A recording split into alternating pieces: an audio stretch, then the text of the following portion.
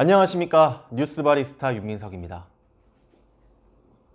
손석희 JTBC 대표이사가 6년 4개월 만에 간판 뉴스, 뉴스룸 앵커에서 하차하게 됐습니다.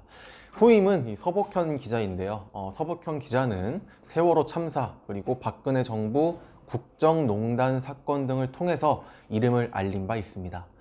서복현 기자가 후임으로 이 뉴스룸 진행에 나서는 가운데 이 JTBC 기자들은요, 손앵커 하차에 반발을 하고 일어났습니다. 이 JTBC 기자들은요, 이 손석희 뉴스룸 앵커직 하차에 반발을 하며 사측의 이 결정 배경을 설명하라라고 요구를 하고 있습니다.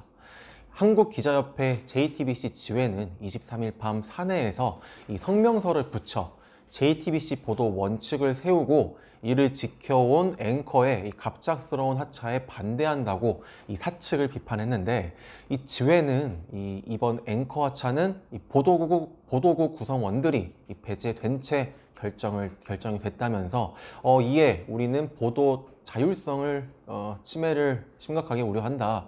우리는 사측의 책임 있는 설명을 요구한다고 밝혔습니다. 이와 관련해서요, 이 손 사장은 자신의 하차는 1년 전부터 논의된 것이라고 밝히기도 했습니다.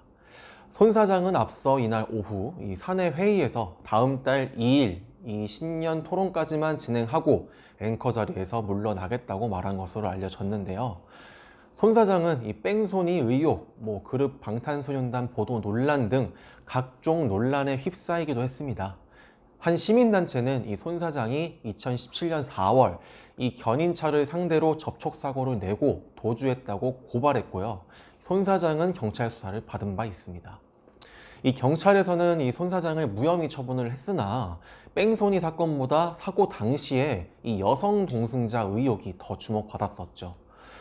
또 이 손 사장은 이 사고를 취재하던 프리랜서 기자 김웅 씨를 폭행했다는 의혹에도 휩싸이면서 비난을 받기도 했습니다. 최근에는 이 방탄소년단이 소속사 빅히트 엔터테인먼트와 법적 갈등을 빚고 있다는 그러한 보도를 내보냈다가 이 팬덤 아미의 항의를 받는 등 논란에 휩싸였고, 이 손 사장이 직접 사과하는 등 물의를 빚기도 했습니다.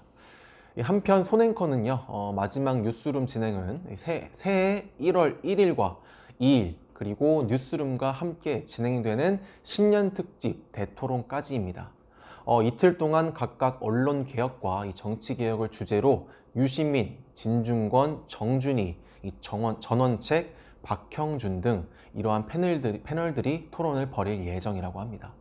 이상 뉴스바리스타 윤민석이었습니다.